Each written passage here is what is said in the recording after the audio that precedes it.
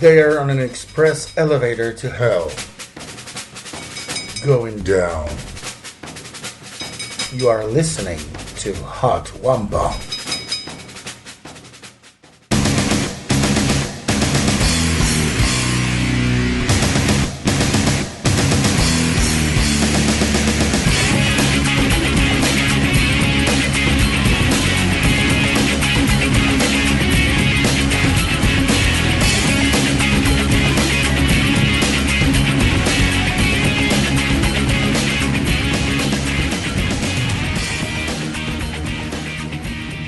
Okay, Hot Wampa, episode 40... What are we, 41?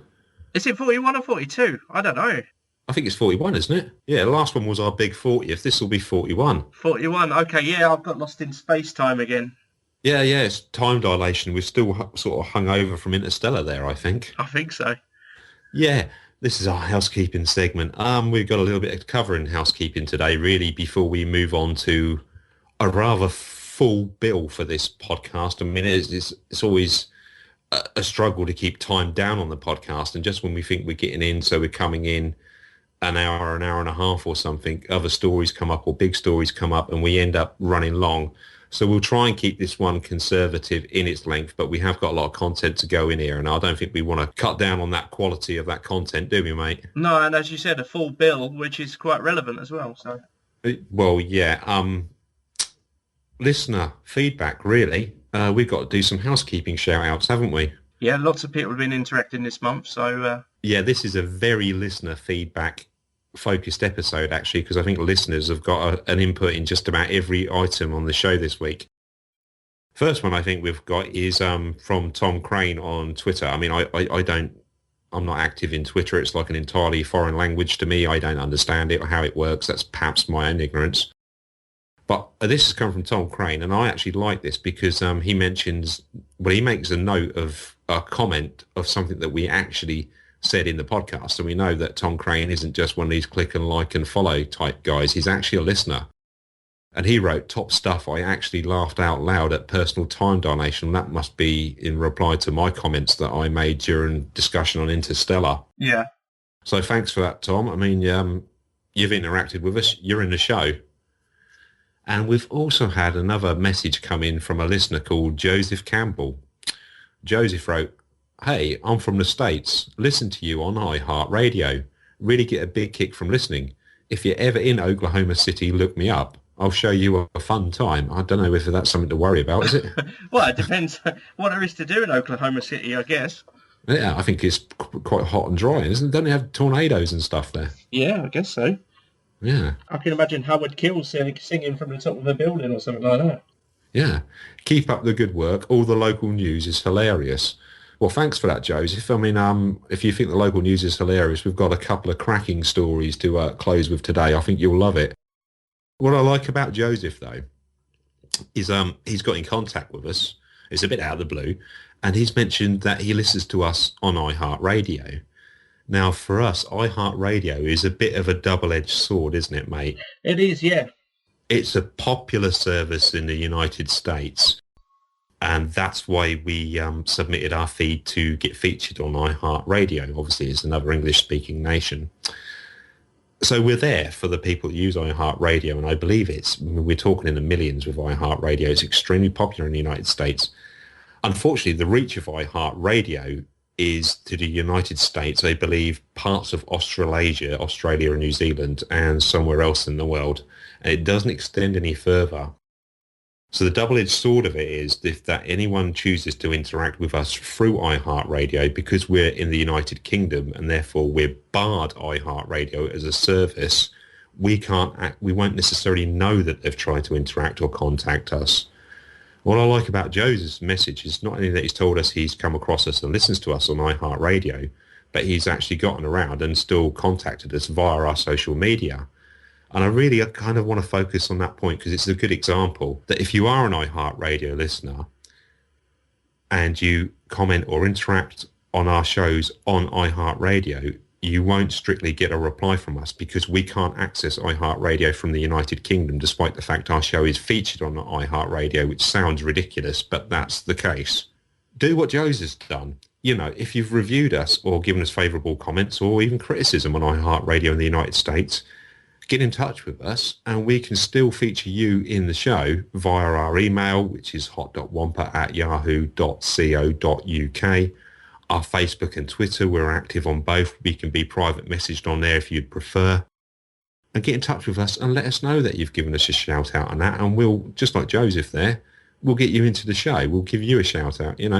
It's, like I said, it's a double-edged sword. It helps us to reach millions more listeners through a very popular service, which is obviously beneficial to us. But all the same, because of the territorial rules on iHeartRadio, we can't access it to interact with those listeners through iHeartRadio. So if you're an iHeartRadio listener and you've made a comment or a review or something and we've not replied to it, it's simply because we can't. Get in touch with us via many other methods and we will give you a shout out and we will reply. It's a bit the same with iTunes. Most of our listeners and followers, the same as we are based in the United Kingdom. So when they make their reviews on Hot Wampa Podcast, those reviews then show up on the iTunes store of the United Kingdom. Again, there's different iTunes stores for different countries. So if you're from another country and you reviewed us in iTunes, we might not necessarily see it or know that you've done it because we can't always access. Well, there is a way of accessing it, but I'm not going to talk about it on the show. So if you think we've been quiet after your review and we've not got back or said thank you or given you a shout out, again, please get in touch with us and we will do, because every one of you that's a listener is equally as valuable as every other listener. And we want to be able to include you in the show. It's not an exclusive club of people that we get feedback from. So if you've commented, shared, liked, whatever, in any media platform, any podcatcher, any streaming service, anything like that, please get in touch with us and let us know. Because like I said, we might not know that you've done it and we will give you your credit for what you've done. Yeah. And I just for us, it's like sending a lovely crafted space probe out there without any contact, hoping it's going in the right general direction, isn't it? So. Yeah, well, Hot Wampa on iHeartRadio is like Voyager or V'ger. I expect it to go off out and then in a few thousand years it will come back home with some sort of intelligence, long after you and me have turned to dust. Or be like Galaxy Quest, which we'll be talking about later. I just want to mention Joseph has a wonderful moustache as well, doesn't he? Yeah. So he looks like quite a character. So hopefully we will be getting more interaction with him in further podcasts. Well, he's commented on the post we put up about some action figures, hasn't he? About the old Kenner range of action figures. That's good stuff. I mean, he's obviously interested in the sort of things we are. And for fans of Star Wars action figures, especially the old Kenner range from the sort of late 70s through to, I think, around the mid-1980s, we've got a bit of a treat coming on the way for them, haven't we? Yeah, there's a good special coming up, actually, with a former colleague of mine, Guy Trussell. And he posted just randomly on Facebook. He'd made a really nice display case, and he's got all the original figures in there, and the last 17, as they were famously called. I interviewed him, and he told me about his favourite figures and how he finds them, and other groups that are available on Facebook for collectors. So it's a bit of a different slant from us, to go about collectors as well as just film enthusiasts. So it's quite interesting. Yeah, and we have that interview. It's a very good interview. And like you say, what I like about it, there's a lot of story to it from Guy about how he got into collecting, how he's, the endeavours he's gone to in order to track down the missing figures and stuff. It's quite an interesting thing. It's not just nerdy or geek talk about, oh, this figure was produced in 2 ranges and this one had this accessory, but it's not like that at all. It's actually very personal and a very interesting interview you've got there, and we'll be looking forward to bringing that to you as a special of sorts at some point in the next week. It's a quick interview. It's only around 20 minutes or so, isn't it? Yeah, that's right. And I mean, Guy could probably have talked longer, as he has come back to me with a couple of messages, and he said there is another story he'd like to tell about a figure that his wife put in a Christmas cracker, and it was like one of the missing few figures that he didn't have. And I suggested perhaps in the future, towards Christmas this year, maybe we could get people's favourite Christmas gifts, for Star Wars related. Particularly one of my favourite was the Millennium Falcon when that was unwrapped on Christmas Day. So maybe that'd be a good one, just a short 1 minute sort of my favourite Star Wars related gift or something like that. Yeah, Hot Wampa's festive stocking filler or something like that. Yeah. Hot Wampa's festive howlers. I mean, we kind of avoided doing a Christmas special this Christmas, unlike the first year when we did do one. I think basically because we needed a break. Well, yeah, you were overworked, weren't you? You had a lot on the, just in the run up with Rogue One, etc. So Well, I'm not exactly underworked at the moment, not with no, celebrities constantly dying. yeah, well, which we will also be talking about, um, Yeah. as well as your Richard Hatch special went down quite well, I think, didn't it? Yeah, I mean, it's had a few likes and stuff. I mean, hopefully it's translated into listeners. I put quite a bit of production into it. And it's not a one-dimensional special. I mean, I've tried to sort of focus on Richard's career from the 1970s up to around 1990. Obviously, that encompasses the original 1978/1979 Glenn A. Larson rendition of Battlestar Galactica, the original one. There's episode commentary in that special from the original Battlestar Galactica episode titled The Lost Warrior, which was a lot of fun to watch and do. Interview clips from Richard himself, my own commentary. I mean, it's a good little episode. And before this month is out, I'm looking at releasing part 2 because obviously Battlestar Galactica and Richard Hatch has two lots of fans. Well, three in a sense. You've got the fans of the original who I hope enjoy it, and it's kind of the first part is aimed more at those. The second part will be aimed more at the fans of the reimagined Battlestar Galactica from the 2000s, so there'll be episode commentary on that. The music which I will put onto that will be from that era. I will also talk about some of Richard's side projects that he had on the go, and he was quite a busy guy between 1990 and appearing on that newer version of Battlestar Galactica, and sum up and pay tribute to him in that second part. So hopefully the second part, when I get around to producing, recording and releasing it, will pay tribute to Richard's later fans. And I hope that both of them as a unit pays tribute to fans like me who grew up and loved one and then as an adult has gone on to love and appreciate the newer rendition, perhaps for slightly different reasons, but it was my love for one version that got me into another. So hopefully it will cater in effect to all three groups, if you will. Yeah, and one other interview, Dave. I interviewed Lucy Myatt, who you might remember I spoke about, from the Gamma Dames, and she also runs a comic book shop in Liverpool called Level Up. Now, I had a really good chat with Lucy, again, similar to Guy Trussell, is around 20 minutes, and she told me about her favourite comic books at the moment and films that she's looking forward to this year, and we had a good chat. But unfortunately, due to a faulty Skype recorder and a corrupt file, I lost the interview, which is, the first time it's happened to me.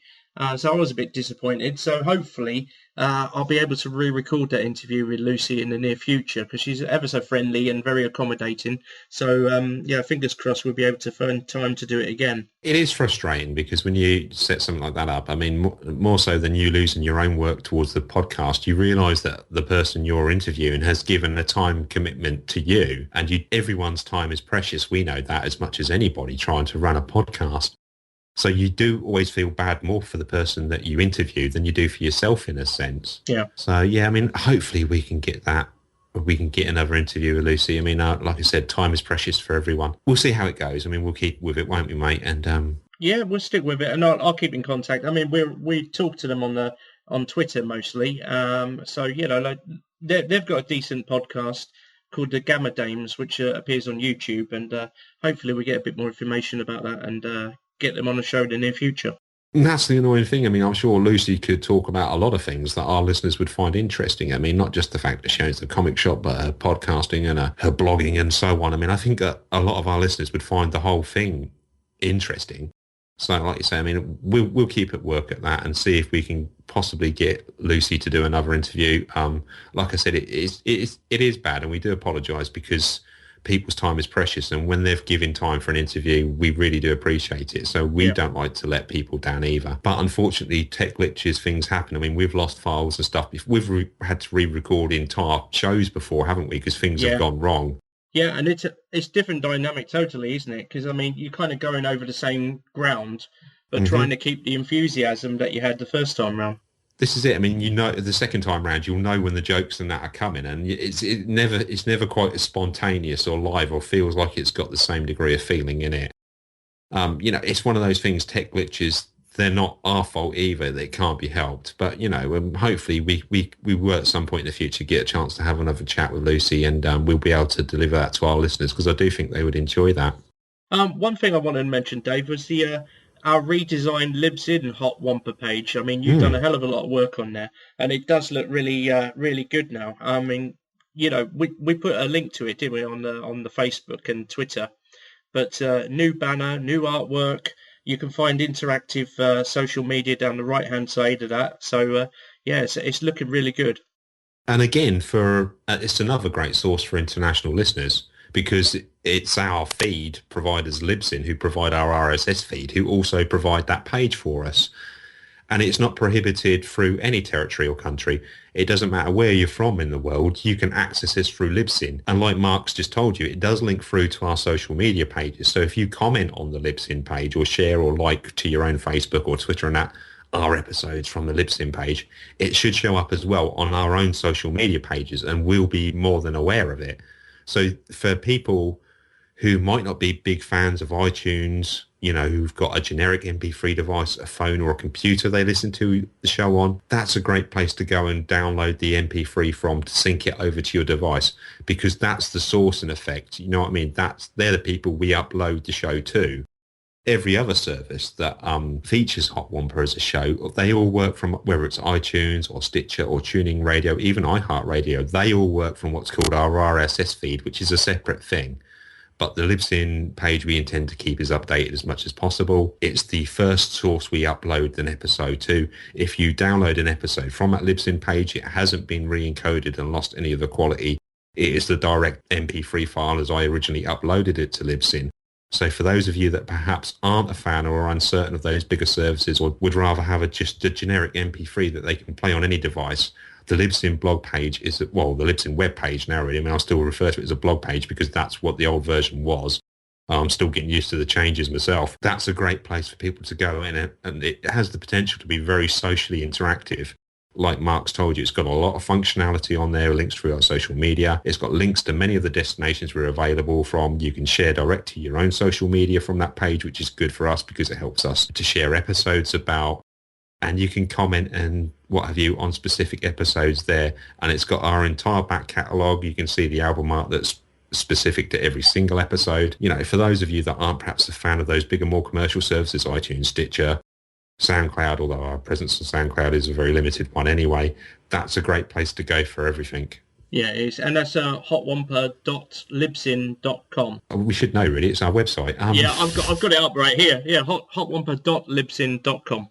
Yeah, there you go. That's where you go. And I'll put the metadata in this show anyway, so those of you that are listening on an interactive device that's connected to the internet, you can follow the link through in the episode description to take you straight there. Well, we are turning into a bit of an obituary podcast at the moment, rather sadly. There's no way around that. I mean, I think we'd much rather we weren't losing these people, but sadly, we've recently lost the great Bill Paxton. Yeah. I've pre-recorded a tribute to Bill earlier in the week and tried to mix in some music and that's relevant to specific stages and things that Bill was doing in his career. And I think before you and me discuss Bill Paxton, we'll stick that in here in the podcast just to refresh our listeners' memories. Hot Wampa. They mostly come at night. Mostly.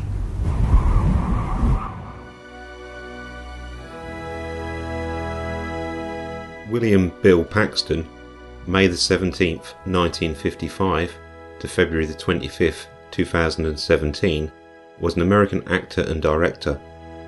The films in which he appeared included The Terminator, Weird Science, Aliens, Predator 2, True Lies, Apollo 13, Twister, and Titanic. Bill Paxton also starred in the HBO series Big Love between 2006 and 2011, and was nominated for an Emmy Award for the miniseries Hatfields and McCoys in 2012. Paxton was born and raised in Fort Worth, Texas, the son of Mary Lou and John Lane Paxton. His father was a businessman, lumber wholesaler, museum executive, and occasional actor. His mother was Roman Catholic, and he and his siblings were raised in her faith. Paxton was in the crowd when President John F. Kennedy emerged from the Hotel Texas on the morning of his assassination on November the 22nd, 1963. Photographs of an 8-year-old Paxton being lifted above the crowd are on display at the 6th Floor Museum in Dallas, Texas. Among Paxton's earliest roles were a minor role as a punk thug in The Terminator, a supporting role as the lead protagonist bullying older brother Chet in John Hughes' Weird Science, and Private Hudson in Aliens.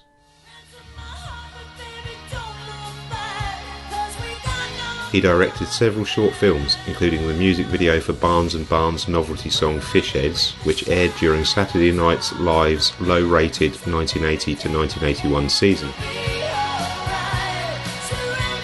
He was cast in a music video for the 1982 Pat Benatar song Shadows in the Night, in which he appeared as a Nazi radio operator.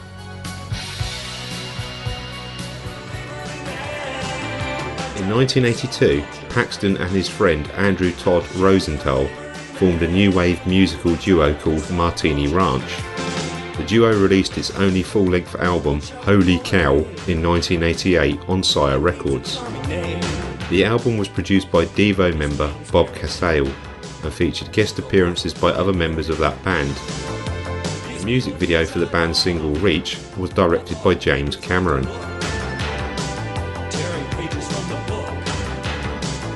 Paxton worked with director James Cameron on True Lies and Titanic, the latter of which was the highest grossing film of all time at its release.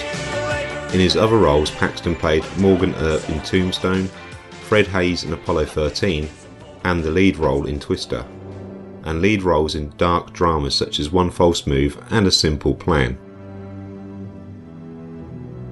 He directed the feature films Frailty, in which he starred, and The Greatest Game Ever Played.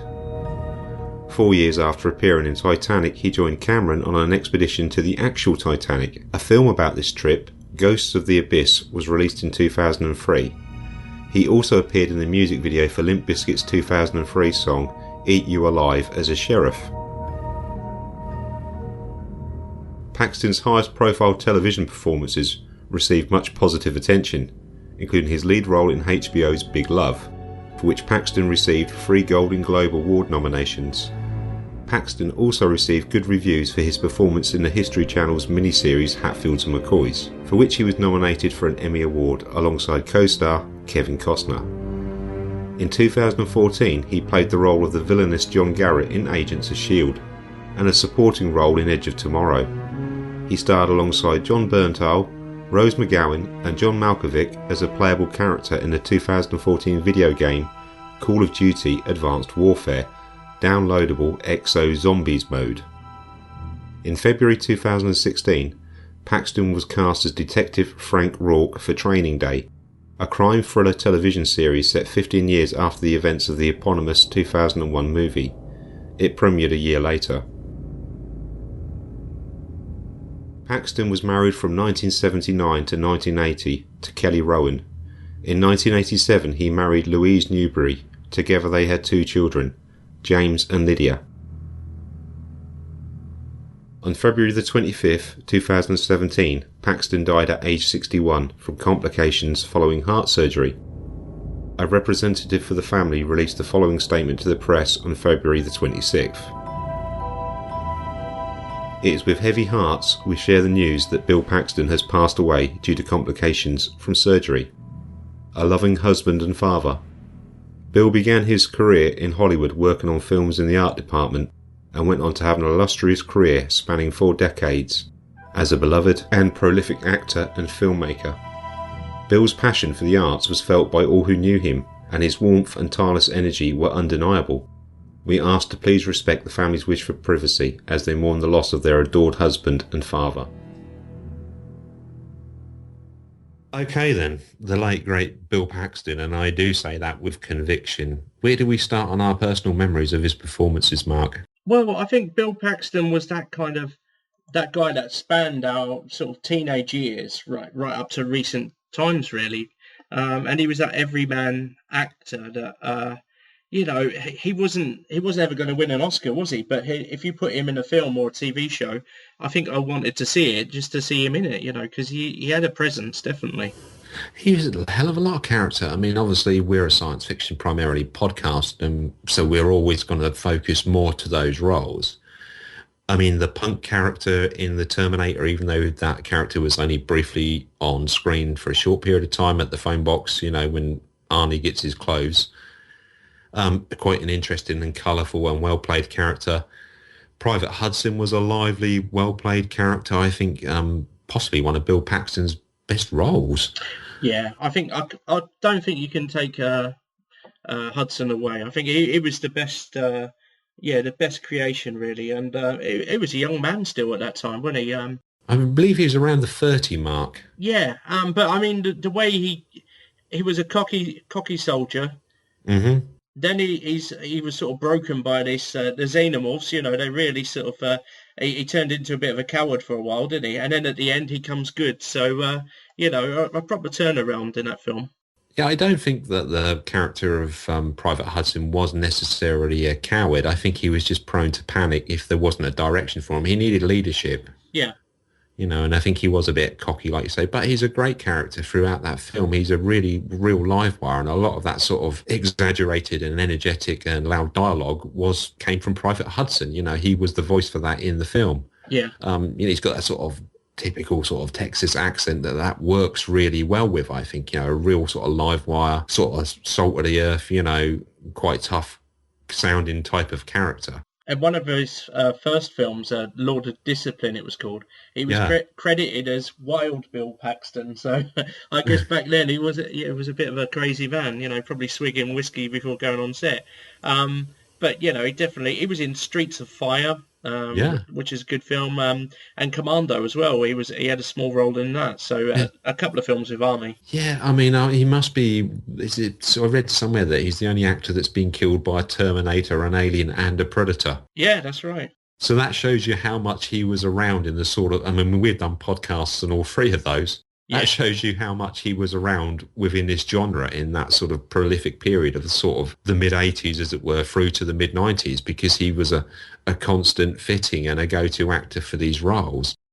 And he never really, I mean, other than Twister and perhaps one or two other sort of more independent projects, he was never really the sort of lead actor in the productions he was on.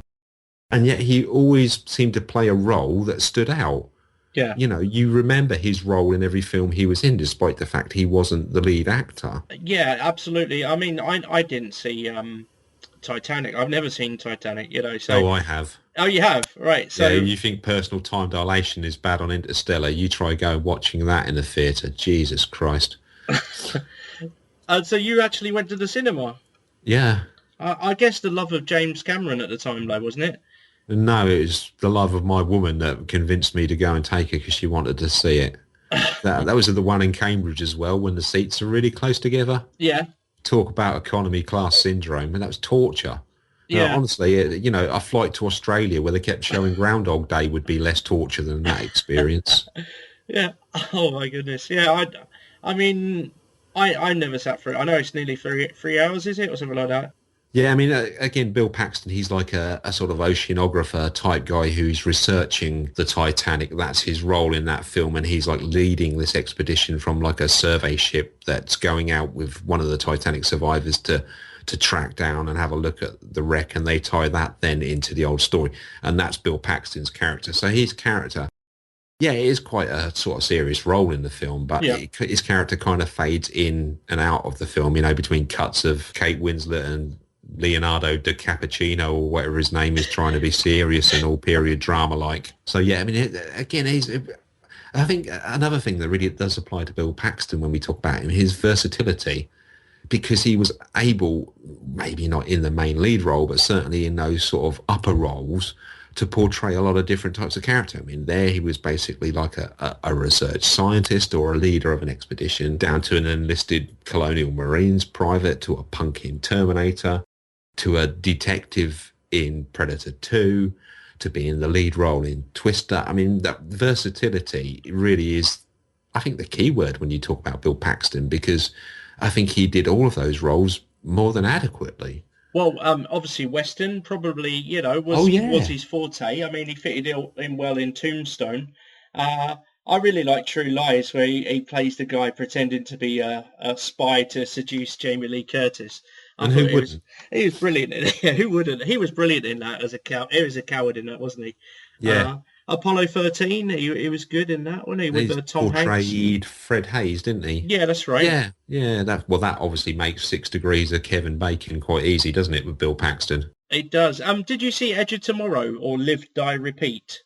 No, I'm afraid I didn't. No, that's with Tom Cruise, and I know, I don't know if Tom Cruise is one of your likable actors or if he goes down the Michael J. Fox route. I'm not sure. Tom Cruise is. I'm a bit indifferent towards him, to be Yeah, honest with you. Yeah, I think he's hyped up much. I think I read somewhere that in real life he's not actually physically large enough to fly an F-14 fighter because he wouldn't be able to reach the rudder pedals. really. Yeah, so he'd have to be a bit like Short Round in there, tie blocks on the bottom of his feet or something, to Dr. try and land in a Jones, Dr. crosswind. Jones. No more parachute. Yeah. But yeah, he was in that, and he was like a drill sergeant in that, so it was really good. And he's got Hmm. one final film coming out. I believe it'll be out this year, called The Circle. And it looks quite a poignant movie because I believe he plays like a father who he's sort of fading to dementia, I think it is, and Emma Watson plays the daughter. Hmm. But yeah, again, it reunites him with Tom Hanks. So Emma Watson, Tom Hanks, Karen Gillan, who was in Doctor Who, and Bill Oh Paxton. yeah. So that's a drama sci-fi thriller. So he could still get in another sci-fi film with us. So that comes out this year.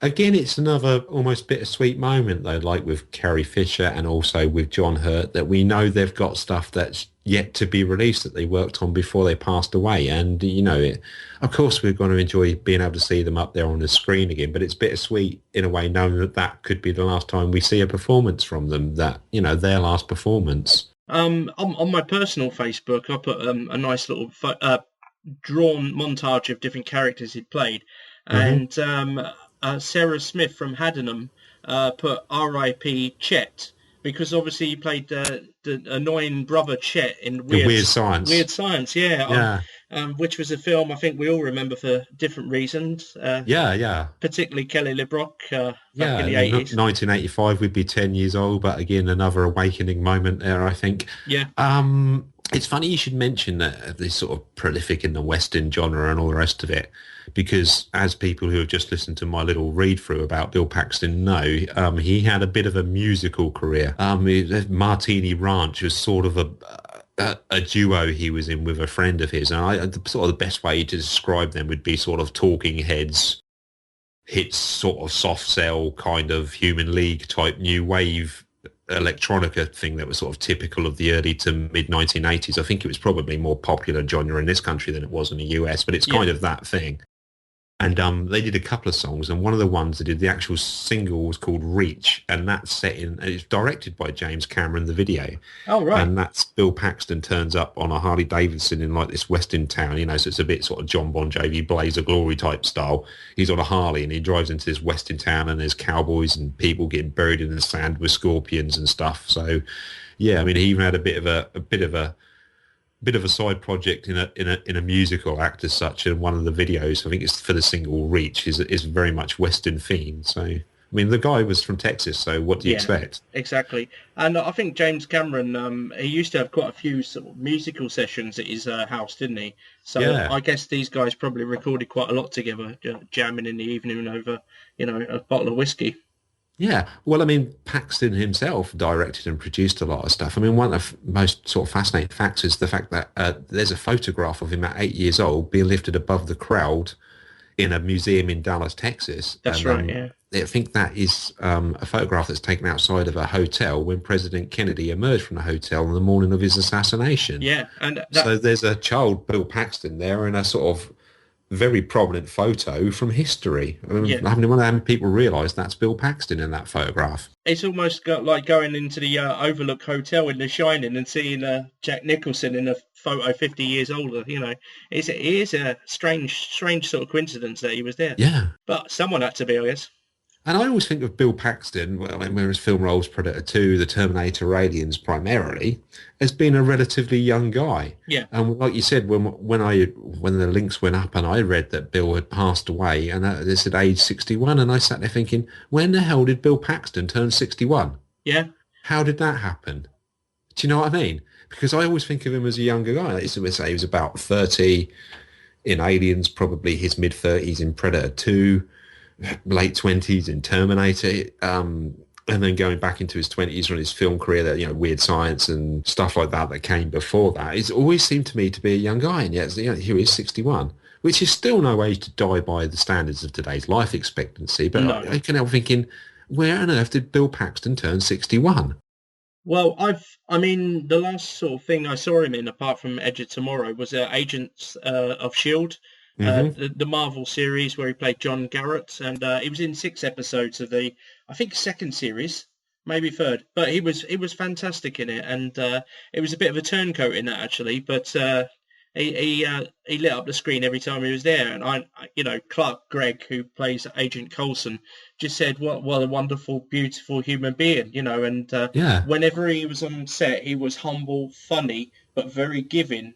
And he Mm. said that he could play just any role. You could give him the script and he was good to go, and that sounds like a professional who really enjoyed his life. I think you nailed it on the head that the guy would never win an Oscar, and very few times he got the lead role in anything, because especially anything that was kind of a big movie or anything.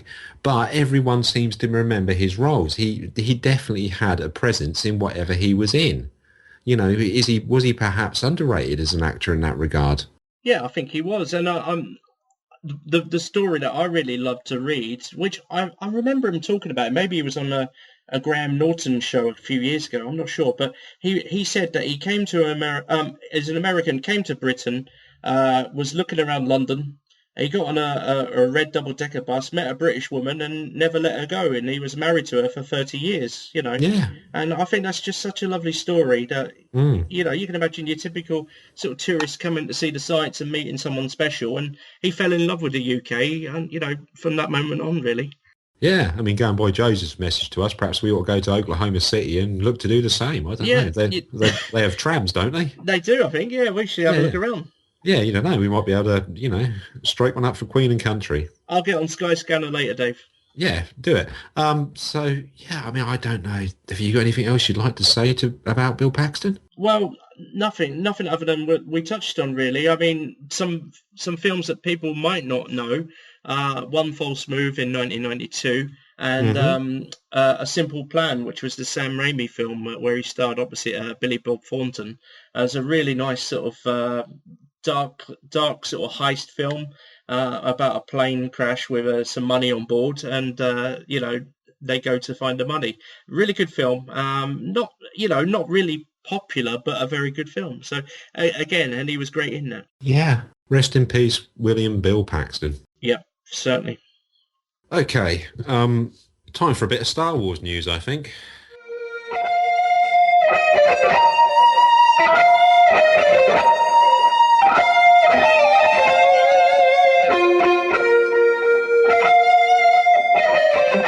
This is Guy Trussell, and you are listening to Hot Wampa. We've been light on Star Wars news recently. I think we were sort of the start of this last week. We were wondering kind of what we were going to look at. As if by fate, a bit of listener interaction has given us a story that we can discuss. This came our way via Facebook on the 28th of February, and it's come from Stephen Waterhouse, who, as a listener, is quite prolific in his interaction with us, and we always appreciate what Stephen sends our way. I think it always seems very relevant, and it's always a good thing that he finds. He said that it's a story that we might find interesting. It's a link from the Guardian.com website, which is obviously representative of the Guardian newspaper, from their correspondent, Ben Child. I replied to Stephen after he sent us that link. Cheers, Stephen. We're a little light on Star Wars news this week, so this story will fill in nicely. Now, again, I've pre-recorded this because it is a long-winded and quite flowery and interestingly scripted piece of work that was in The Guardian. And I will just give a bit of a disclaimer before we play my pre-recorded piece here, is that all I am doing is narrating the words of the article in The Guardian.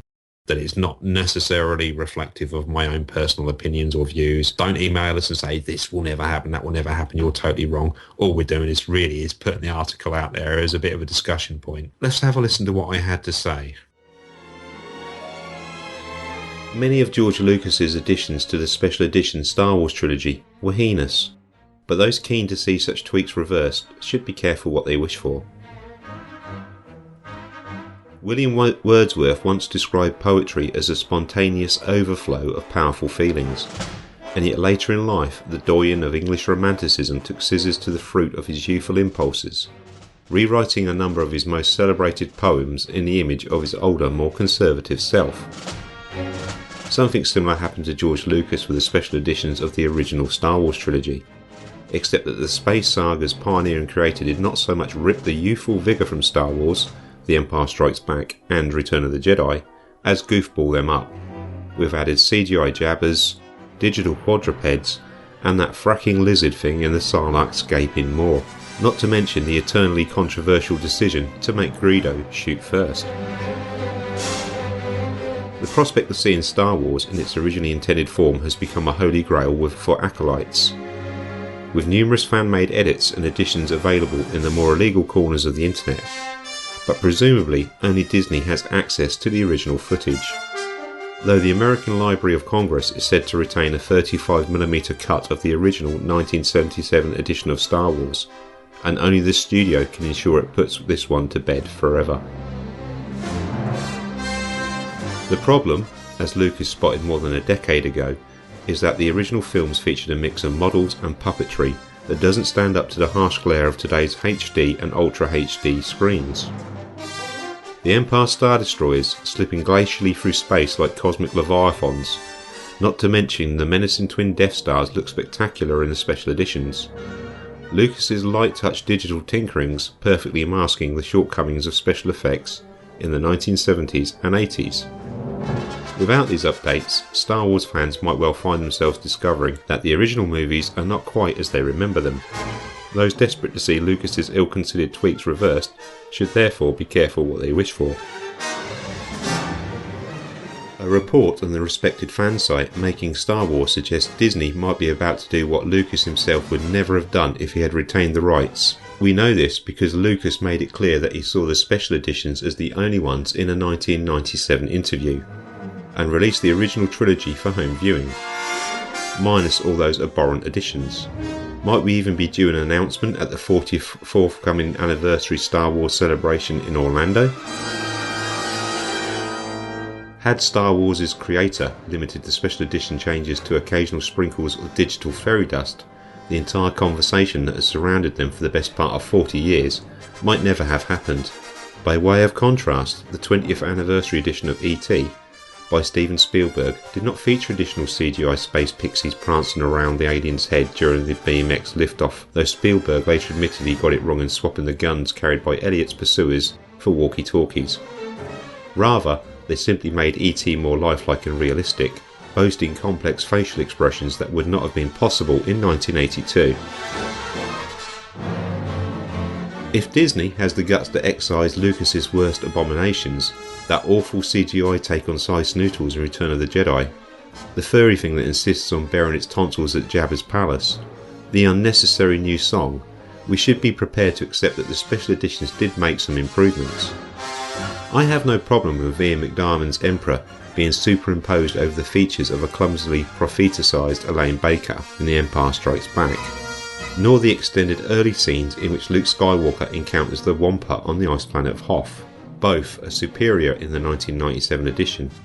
I don't even have an issue with all those extra stormtroopers turning up to spook Han Solo in Star Wars, while a supercharged rendering of dogfighting X-Wings and TIE fighters during the Battle of Yavin is also way better in the later cut. Let's hope when we do finally get to view new 21st century editions of Lucas's iconic trilogy that Disney sees fit to give us versions featuring a blend of the best elements of the filmmaker's 1997 tinkerings and the original theatrical cuts. Leonardo da Vinci said that art is never finished, only abandoned, but Star Wars' long history of shifting scenes and edits desperately needs a happy ending, and not just for the sanity of viewers. Posterity itself is at stake.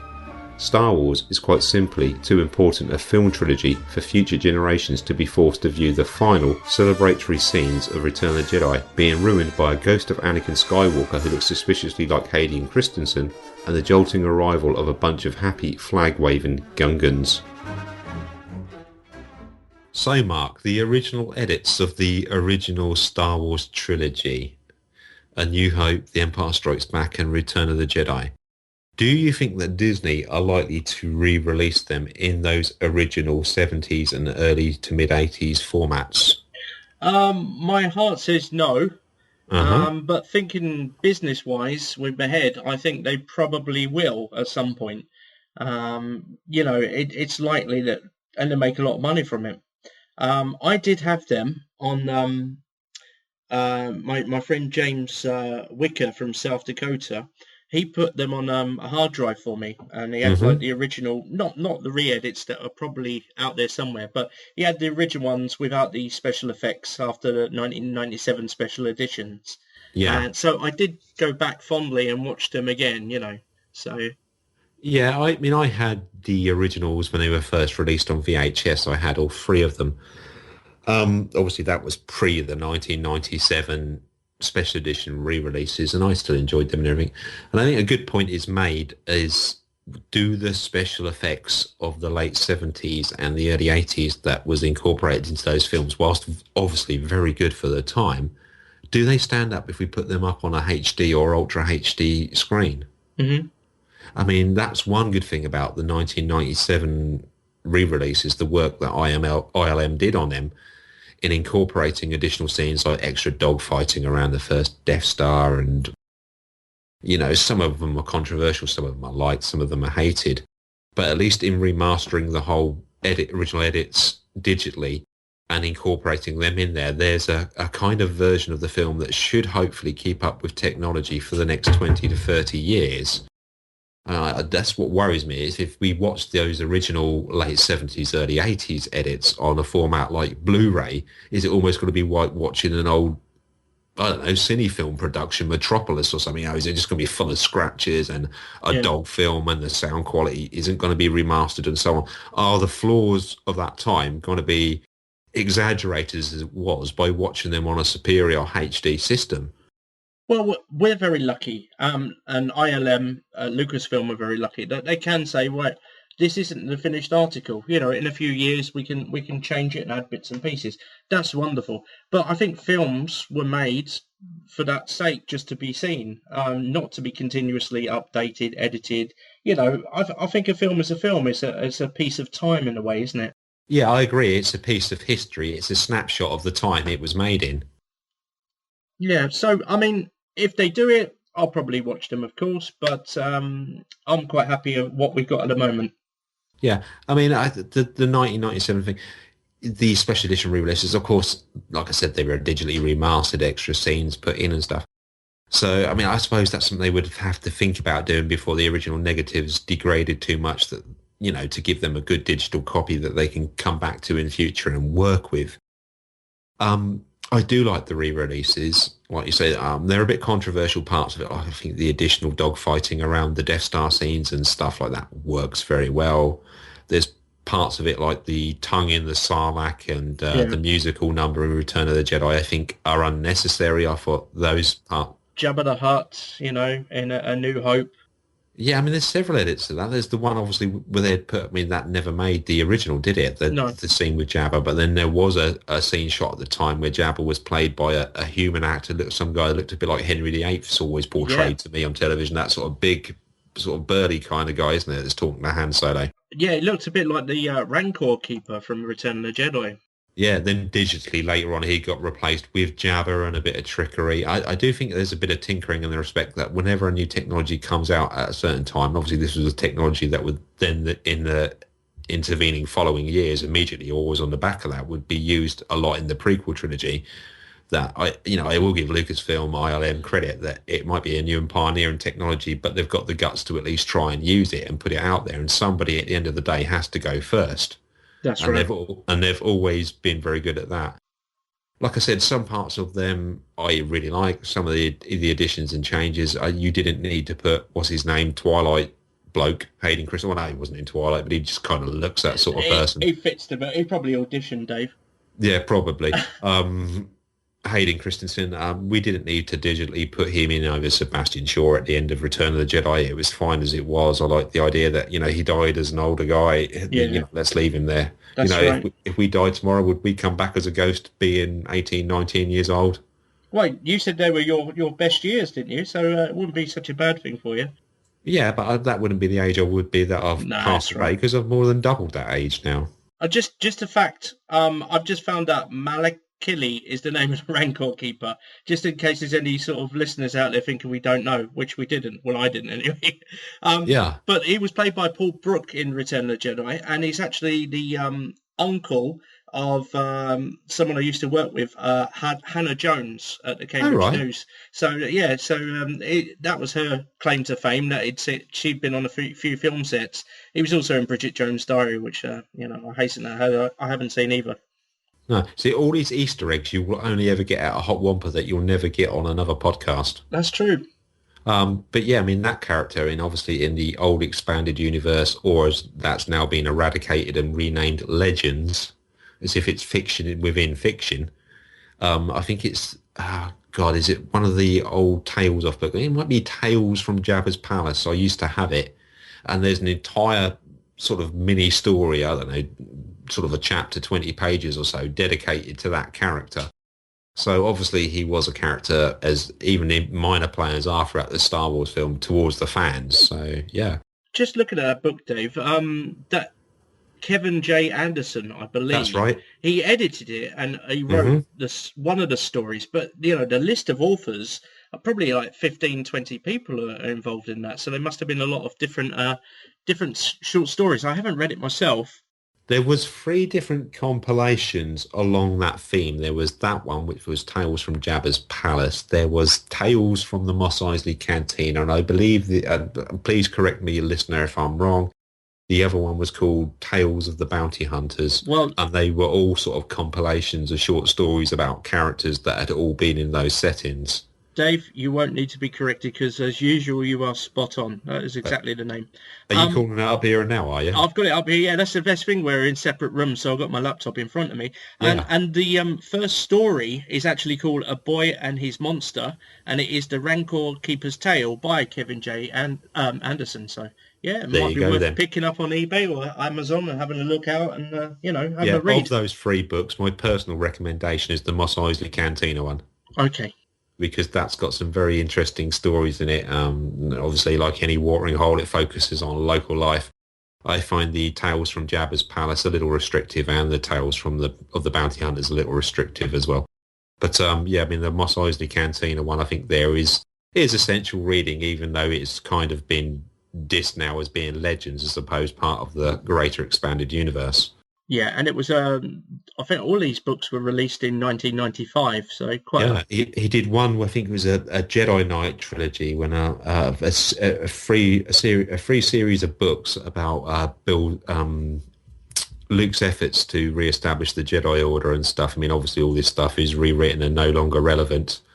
Like I said, that's why they consigned the old EU to what they now call, and I'm still not happy that they did it Legends. Yeah.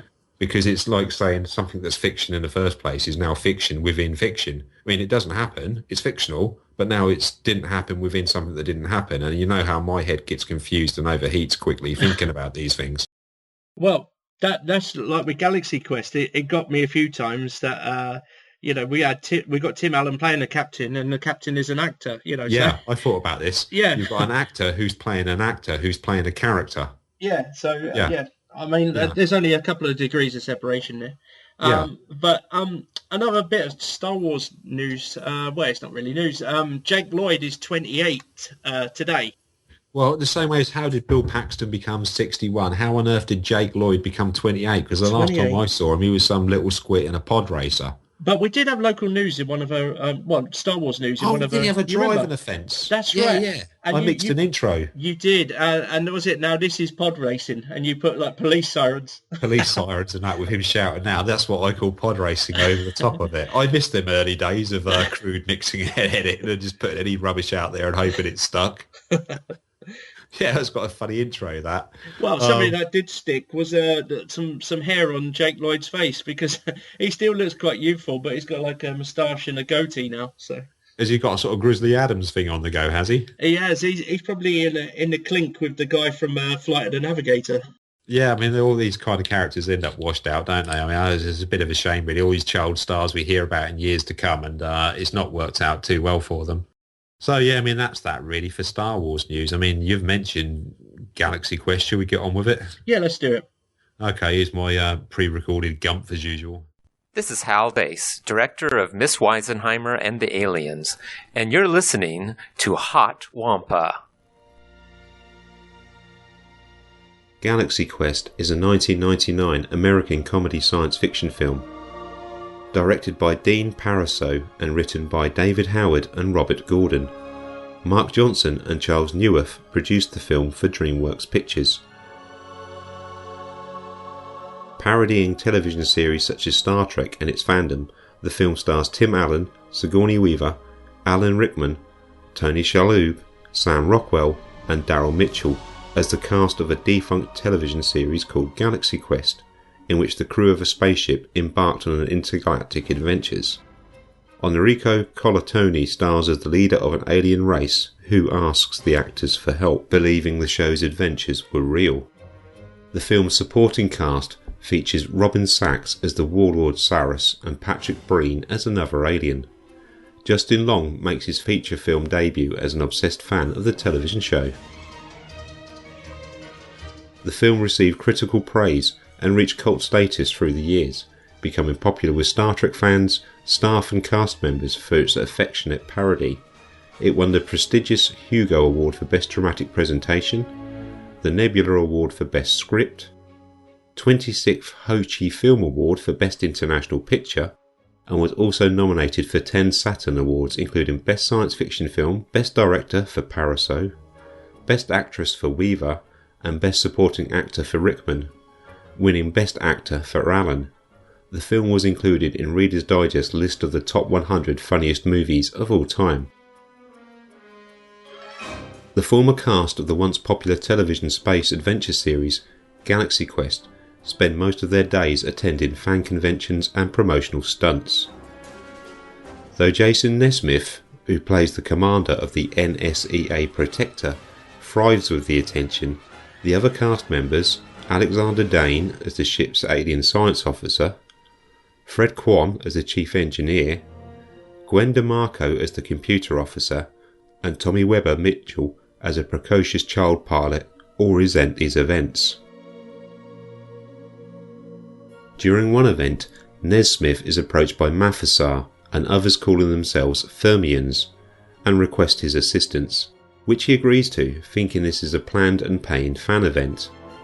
Later at that same convention, Nesmith becomes despondent after overhearing attendees speaking of him as a laughingstock by fans and his fellow actors, and he loses his temper with an avid fan. After Nesmith spends the night drinking heavily, the Fermians arrive to pick up a hungover Nesmith in the limo he had requested, unaware that they are truly octopodal aliens using technology to appear human. The barely conscious Nesmith is oblivious to his limo being beamed aboard the Fermian spaceship. Aboard their ship in deep space, Nesmith goes through the motions of commanding the ship and asks to be returned home. When they send him back to Earth via a transporter, Nesmith realises that it is all real. He races to meet his cast, accidentally bumping into Brandon and misplacing a Fermian communicator Mathasar gave him with Brandon's fan-made replica. Nesmith eagerly relates his experiences to the crew, who think he's drunk again. When another Fermian appears and requests the entire crew's help, Nesmith manages to convince them, along with their handler Guy Fleegman, an actor who played an unnamed security officer in one episode before being killed off, to come along. They are all transported to a perfect reproduction of the NSEA Protector in deep space and are shocked by the reality of the situation. Mafasar begs the crew to command the Protector as Nesmith's previous actions, namely attacking the opposing ship, have enraged Saras, a reptilian humanoid that seeks to wipe out the Fermians. While they were able to recreate the ship from the broadcast episodes, the Fermians have no idea how to pilot it. The crew hesitantly take the controls, and despite their ineptitude, the Fermians cheer them on. After the second encounter with Saras' ship, they barely evade his attack by flying through a minefield, severely damaging the ship. The humans take a shuttle to a nearby planet to find a replacement beryllium sphere as a new power source.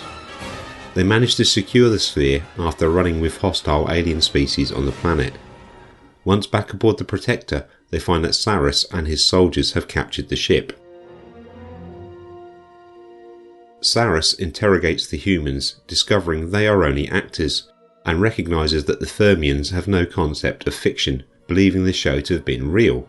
Saras sets the Protector to self-destruct and departs, leaving a few sacrificial soldiers to guard the humans. Nesmith and Dane use a gambit from the show to engineer their escape, and then Nesmith orders his fellow cast members to help rescue the other Fermians, finish repairs to the Protector, and prepare to engage Saras in combat. Nesmith and DeMarco then set off into the bowels of the ship to stop the self-destruct sequence, using help from Brandon and his group of friends via the swapped communication device.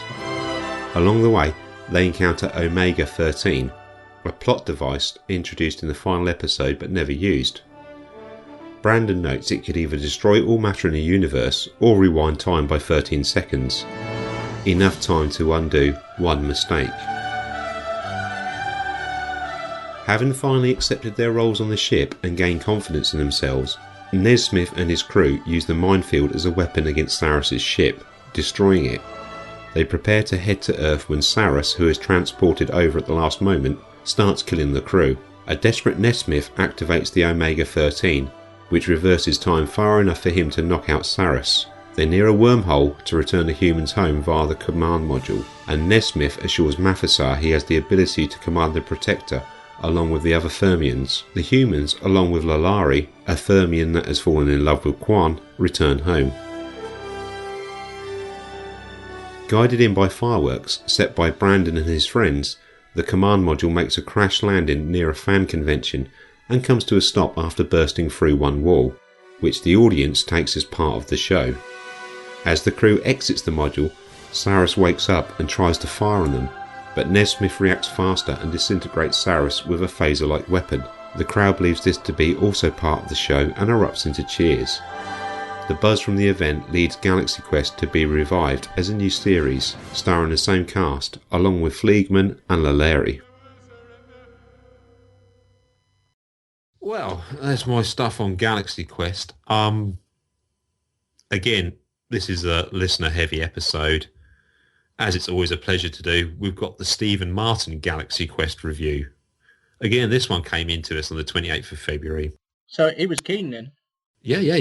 He didn't fall asleep like he did in Interstellar, but then I think, was it you said it's only 100 minutes long? So, yeah, I mean, that's right. It's perfect, this one. This was a good choice for Stephen, at least. Yeah. Galaxy Quest, great choice. Just watched film. Forgot a lot about this film. Sigourney Weaver is hot in this film. Never said that before. Now, I agree with Stephen Martin there because, I recognise Sigourney Weaver's chops as an actress, but she's never kind of worked for me in that regard. But in this, I think she actually is quite nice. Yeah, she does. And I mean, she looked nice in Ghostbusters, I think. But certainly in this one, she's not playing the sort of the leading lady as she has in other films we like. She was a bit too 1980s rock video in Ghostbusters for me. Yeah. Which I'm sure I thought was agreeable at the time, but as I've matured, it's not the case. Tim Allen plays Tim Allen, all the same to me. Stephen's left a question mark at the end of that.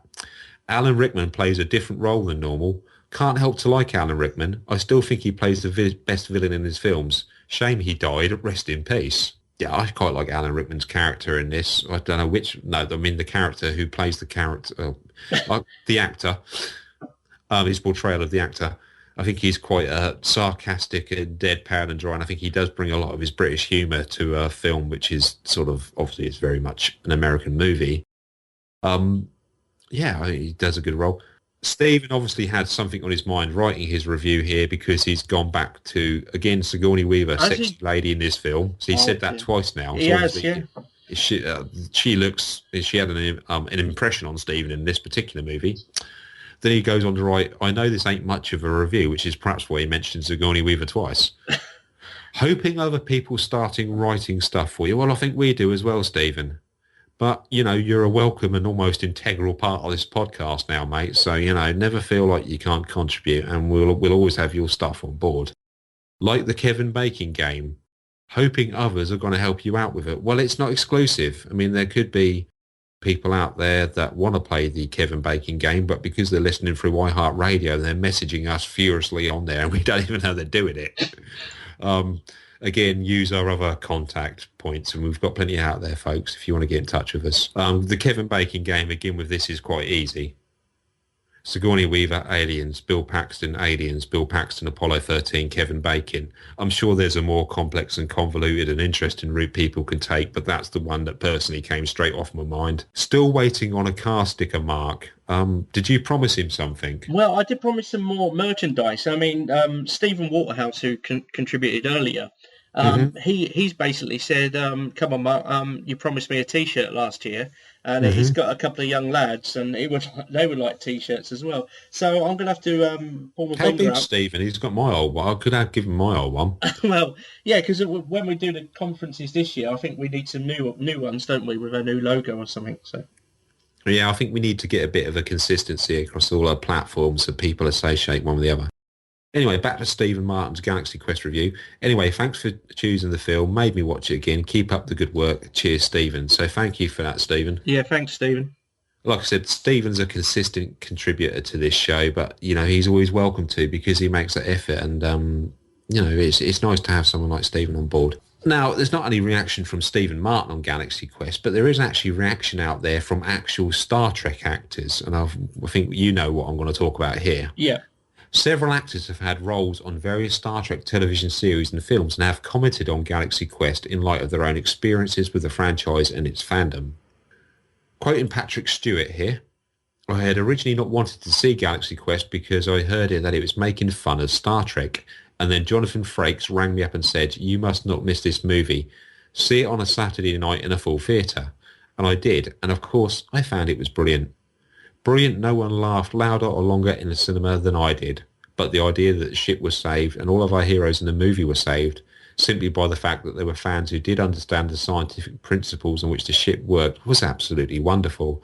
I think Patrick Stewart might have been thinking a bit too much into this instead of just enjoying it. And it was both funny and also touching in that it paid tribute to the dedication of these fans. What do you think of Patrick Stewart's words there? Well, I think that, Patrick Stewart's quite a humble chap, isn't he? I watched him recently talking about his latest film, Logan. But he always seems really down to earth and quite approachable, doesn't he? Opposed to probably William Shatner, who, famously didn't really get it for many years after the original series finished. Also, Star Trek actor. This one's from Tim Russ, who was one of the soldiers in Spaceballs. We've mentioned that recently. He played Lieutenant Commander Tuvok on Star Trek Voyager. And what Tim Russ had to say about it, I've had flashbacks of Galaxy Quest at the many conventions I've gone to since the movie came out. I thought it was an absolute laugh a minute. Now, it makes it sound like even as a comedy, it does pay homage to the way conventions work. And we've been to conventions, so we've got an idea. Galaxy Quest possibly more so aimed at the, dare I say it, and I hope it's not a derogatory or offensive term, the Trekkie and their convention scene. I think, yeah, it has got those moments in it. You and me have been to many conventions, and you can see those sort of similarities and how they've tried to incorporate it with a little bit of dry humour, I think. Yeah, and we've seen these stars sitting there looking a bit bored, signing photo after photo, looking a bit Chris Bunn. Yeah, exactly.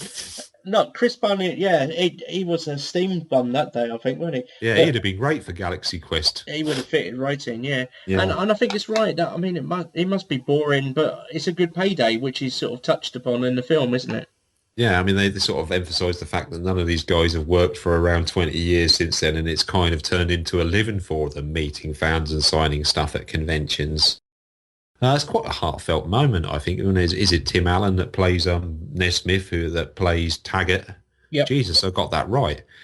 Is in the toilet, and obviously he can overhear the fans talking in the toilets from the cubicle, and he up to that point he's lively and bubbly. He loved his role. He loves meeting the fans. He really lives the moment, and he's all for it. And what he's fallen in love with in that role is suddenly cut down to size, and he gets a real world perspective. And they focus back on him, and he just looks so distraught, doesn't he? Sitting there, Yeah. just all of a sudden, he's transitioned into the same character as the other actors. Yeah. He's just signing, passing, signing, passing. It's suddenly gone something he was really passionate about to just a job. That scene was actually based on something that happened to William Shatner in 1986. Really? Where he was in the toilet and taking care of business, probably teleporting something down there, and and he heard some fans sort of saying, "Oh, that Shatner bloke, how moody or how awful was here today," and it really hit home, I think. So It's a good job it weren't us, because we'd probably be taking the mickey out of his hairpiece and his corset to hold his stomach in or something. I mean, we'd be pretty savage. Well, something in this movie that Tim Allen does very well. I mean, the sitting in the captain's chair with the thinking pose that we saw Captain Kirk doing quite a lot, with the hand under the chin. He lost his shirt, didn't he, when he was fighting on the rock planet? A nod to the shot there in itself. Yeah, and what was it? The episode Star Trek Arena, 1967. With the Gorn. Yeah, that is heavily reference on the rock planet, which is named Epsilon Gomia 2. So, but yeah, it was pure Star Trek, that part, wasn't it? Yeah, it's funny you mentioned Bill Shatner, because he's the next review I've got up on Galaxy Quest. He said, "I thought it was very funny, and I thought the audience that they portrayed was totally real, but the actors that were pretending to be totally unrecognisable. Certainly, I don't know what Tim Allen was doing. He seemed to be the head of a group of actors, and for the life of me, I was trying to understand who he was imitating. The only one I recognised was the girl playing Nichelle Nichols, William Shatner's James T. Kirk." I don't know. I think it's a bit of a personal thing there, isn't it? He's trying to be funny, isn't he? And I find him like that on Twitter a lot. The Nichelle Nichols comment doesn't really make sense, does it? I don't get that part. But No. yeah, I can understand he was trying to make fun, saying, "I don't understand who the people are playing." I don't know. Perhaps he's got a little bit of an issue with the fact that Tim Allen is parodying him to a degree, like getting his shirt off on the desert planet and so forth. Yeah, I think so. I read a book. I know that's a miracle in itself. I read a book by William Shatner, and it's his biography, and I think it's called Up Till Now. And it's a really good, because he's into horse breeding and stuff like that now, isn't he? That's right, yeah. But it was a really good read, actually. And I think his ex-wife died in this swimming pool. That's right, yeah. Yeah, and so there were some sort of traumatic moments throughout his life. So, yeah, and it added another layer to him. And I think I'm happy. I interacted with him on Twitter not so long ago, and he liked, a one-liner, and he did reply, which was probably a highlight of Twitter for me, just to get Captain Kirk replying to you. That was quite good. So I'd recommend that book if anyone's interested in William Shatner and why he is how he is, up till now. Yeah. Now we've given him a plug, he's got to give us one. Yeah, that'd be nice, wouldn't it? And he's featured in local news before. He has in Cambridge punting, wasn't it? Anyway, George, what about George Takei? Have you got his comments? I have. George Takei, of course, played Hikari Sulu, the helmsman in the original incarnation of Star Trek, and I believe 6 of the feature films. I think it's a chillingly realistic documentary. The details in it, I recognised every one of them. It's a powerful piece of documentary filmmaking. He's almost as bad as the Fermians there and believing it's real. Yeah, ha ha. Yeah, and I do believe that when we get kidnapped by aliens, it's going to be the genuine, true Star Trek fans who will save the day. I was rolling in the aisles, and Tim Allen had that Shatner-esque swagger down pat. Well, William Shatner doesn't think he had it down pat. And I roared when the shirt came off. I bet he did. Careful. And his co-star Sigourney Weaver rolls her eyes and says, "There goes that shirt again." How often did we hear that on the set? So perhaps a bit of insight there from George Takei.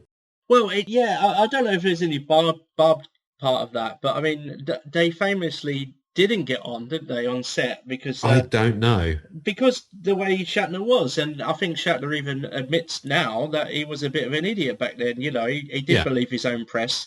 You know, so Do you think perhaps that's reflecting reality a little bit in parody in Galaxy Quest, that you've got this other cast of sort of the secondary but still repeat actors all on one table, and then you've got Tim Allen, sorry, as Shatner would have been off by himself, Yeah. feeling like they were more important or they had a more loved role than they actually realised. It's the attempt to parody that.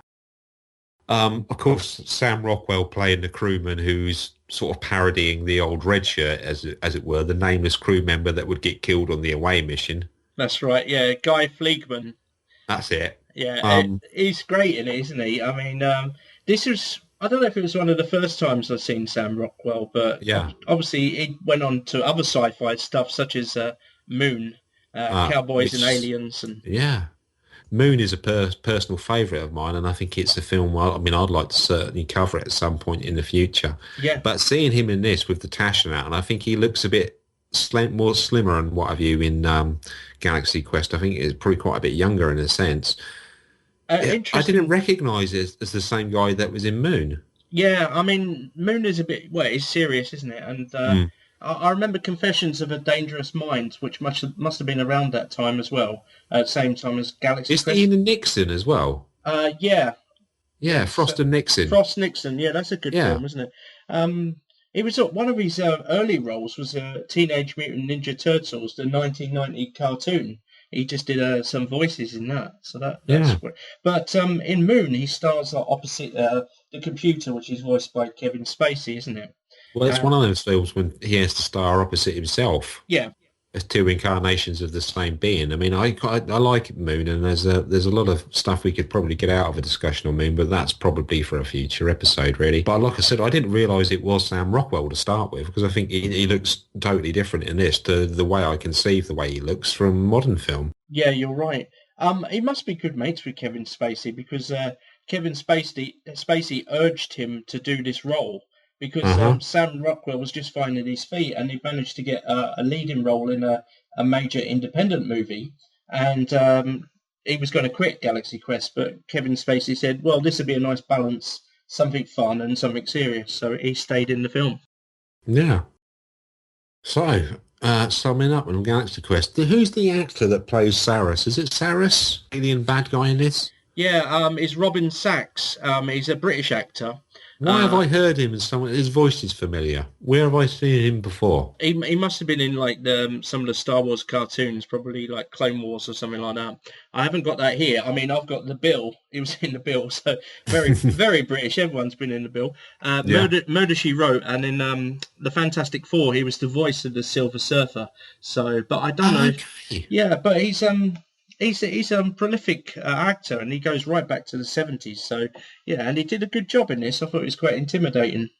Yeah, he's an interesting character. I think on the whole, I think Galaxy Quest is a safe watch, and I think it probably does give a nod to fans and that, not taking themselves too seriously about the convention scene and stuff. Yeah, and it's a bit more nostalgic than it was probably intended at the beginning, because it was quite dark at the beginning. And you know when those big choppers are coming down, where Tim Allen and Sigourney Weaver are running towards the Omega, was it Omega 13 or something? I keep thinking about fish oils, so I want to get it right. But yeah, and she used the F word, and if you look carefully, you can see that she changed, like they dubbed it again. So it was quite a bit more graphic and a bit more coarse language, but they managed to get it down to a PG. Maybe that's why the edit of it looks so bad in that scene to me, because I'm glad you mentioned that particular scene, because I've only just watched it just before recording this show effectively. And I noticed in that scene that the CGI doesn't hold up very well. No. There's the hammer things when they're coming across video game style, isn't it? It's like a platform game, basically. It could be Sonic the Hedgehog or something. Yeah. When they're coming across and they're between them, it doesn't look too bad. But when they're sort of showing you the actor's perspective looking at them, I thought it looked a little bit cartoony. Yeah, and I mean, it's difficult. This is 1999, so, I mean, that's a long time ago now. But for us, it probably still seems quite recent because of our age and stuff. Yeah. But interestingly, this was the first film to have its own website. Okay. So that's how far back it goes, and it was kind of like a parody in itself, really, where they were doing like a 20th anniversary of the original series. So it was quite playful, the website at the time. Yeah. Two alternative titles for this. One of them is Captain Starshine, and the working title of the film was Earth Dick. Which I guess sums up Tim Allen's Jason Nesmith character. So. Yeah. Yeah. I think Galaxy Quest, I mean, it's a spin on Star Trek to a degree, isn't it? Yeah. I think it works okay. I think it's a safe film. The CGI through it, even though, like you said, that was early in the day, I think that's the only part of it that I have a problem with. There's a couple of scenes that really did impress me, and that's when they're in the shuttlecraft going down to the planet to get those beryllium balls. Yeah. The actual scene when the shuttle's landing and you see the undercarriage down and it settles down on the dusty desert planet. I could look at that and I could actually technically see how it was done. It's CGI onto a matte painted background, but I thought it looked really good. Yeah, I think the planet scene is pretty good. I like I like the small blue aliens. You know, I thought that was quite funny. I like the translation. What should we do with him? Let's hit him with a rock and then eat him. Yeah, yeah, and the rock creature, which comes in handy later on in the transporter, doesn't it? Yeah, that makes me think of the deleted Wampa scene from The Empire Strikes Back. When obviously the Wampas are a problem for the rebel forces on Echo Base, but they managed to trap them in a room, and then when the Empire invades Echo Base, they take the lock off the room so the Imperial troops run in there and get done in by Wampas. Brilliant. Yeah, so that's what that made me think of. I felt a bit sorry for the rock monster, actually, when he got blown out into space. Yeah, it did. It was a bit, you know, I felt more sorry for that than I did the alien, so... Or when they beam up that sort of pig alien thing. It turns inside out. Oh, yeah, and then explodes. Sam Rockwell based his portrayal on Bill Paxton's performance in Aliens. Really? Yeah, so I was reading about that earlier, so that ties in nicely with a sort of a tribute to Bill Paxton today. Yeah. Also, Gwen mentions Sigourney Weaver's character. She talks about a Gwen TV DeMarco, is it? That's it. She mentions the TV Guide interview, which was 6 paragraphs of my boobs and how they fit into my suit.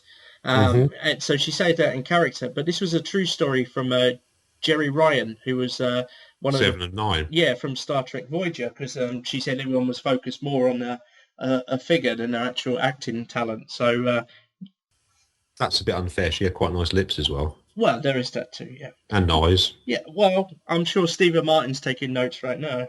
Good, he mentioned it twice. That'll keep him awake. Comments about Iowa beef. You remember Tim Allen, Jason Nesmith character talks about the taste of the beef. Because remember they bring out the dishes typical to their characters. That's right, yeah. And the poor old Alan Rickman's... he's got like beetle things in that soup, yeah. He's so brilliantly Britishly sarcastic in it. He goes, oh yeah, it's just like my mother used to make it. He's sort of so deadpan, it's brilliant. The comments about Iowa beef are obviously connected to Captain Kirk, because that's where he was from, wasn't it? From Iowa. James Tiberius Kirk, yeah, he's from Iowa. He only works in outer space, as he famously says in the restaurant scene in Star Trek 4. Yeah, that's right. Yeah. This was Rainn Wilson's big screen debut. He plays one of the aliens. He's quite good in it. He made a good film called Super, where he's like a do-it-yourself superhero. He's quite good in that. The aliens, the Thermians, are from the Klaatu Nebula, which is a nod to the Earth Stood Still. Yeah, 1951, which I think is ripe for a showcase sometime in the future. I'd love to, yeah. Not the remake, but certainly the original. Yeah, the original. We don't want Keanu there, do we? Whoa. No.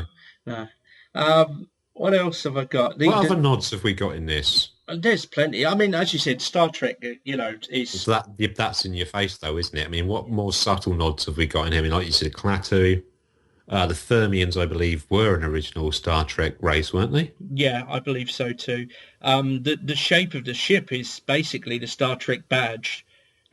You know, so... And the badge, the logo on the ship is NTE, which is not the Enterprise. It stood for that. So, there's loads of little nods and that in here. But, I liked it. I mean, I bought it on Blu-ray, didn't I? And Yeah. you know, it's been a good 6-7 years since I last saw it, so it was a pleasure going back to it, really.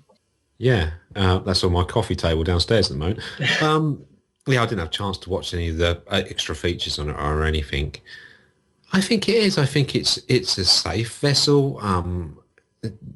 It's subtly funny. I think it's got a lot of sort of fan nods in it. I don't know, is there anything else we can really talk about it? No, I think, you know, probably give us a rating. I mean, on IMDb, it's got 7.3, so it's held up quite well. The director, Dean Parisot, I mean, he's done Red 2 and Fun with Dick and Jane, which was with a Jim Carrey film, which was really poorly received. And I written on my notes here, was this a career high? You know, because he hasn't done anything really that surpassed it. Also, young Justin Long, this was his film debut. He played Brandon, you know, the guy who has to take the trash out. Yeah. So this was his debut as well. So. Well, I guess in this one, sort of the geeks really did save the day, you know. The geeks will inherit the earth, as they say. Yeah, well, without him, we'd have been starved. Yeah. Yeah. So how about yourself, Dave? What do you think out of 10 for Galaxy Quest? I'll